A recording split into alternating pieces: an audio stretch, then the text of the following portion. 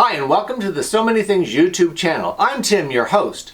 Here you get to sew with the boys, quilt with the boys, embroider with the boys, and of course, mostly have some fun, and you might learn something along the way. Stay tuned!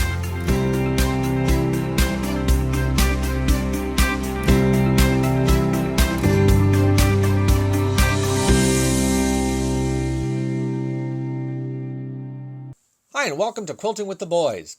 Today, let's explore the JUKI HZL-NX7 machine and its 3 piecing option stitches or feet combination. The first and easiest is, of course, the stitch pattern number 3. It allows you to use the standard A utility foot.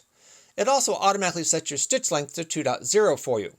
As you can see here, all of the fabric is fitting neatly underneath the foot. We simply guide along the edge of the foot to give us that nice 1/4 inch seam allowance. The machine automatically moves the needle over for us, and you have the availability of still creating that scant 1/4 inch should you need it.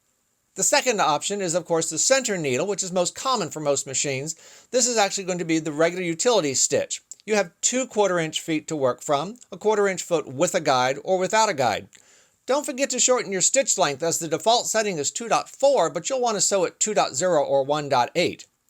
Using the 1/4 inch piecing foot with a guide on it, you simply press or keep the fabric aligned to the edge of the black guide. Don't press too hard, because you'll find that your 1/4 inch seam will be a little larger. The other option is our standard 1/4 inch foot that has no guides on it at all. So there's no guides on this foot, but it does give you a 1/4 inch for either side of the needle. So if you need a 1/4 inch to the right, you can use this foot. A 1/4 inch to the left, you can use the same foot and not have to worry about changing your needle position or changing out your foot.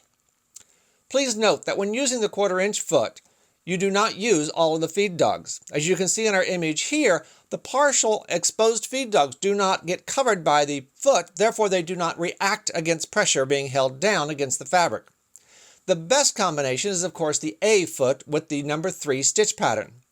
But if you need a little help, or you like using the 1/4 inch foot or the 1/4 inch foot with the guide, you can always engage the JUKI Smart Feed system to better secure the movement of your fabric through the machine.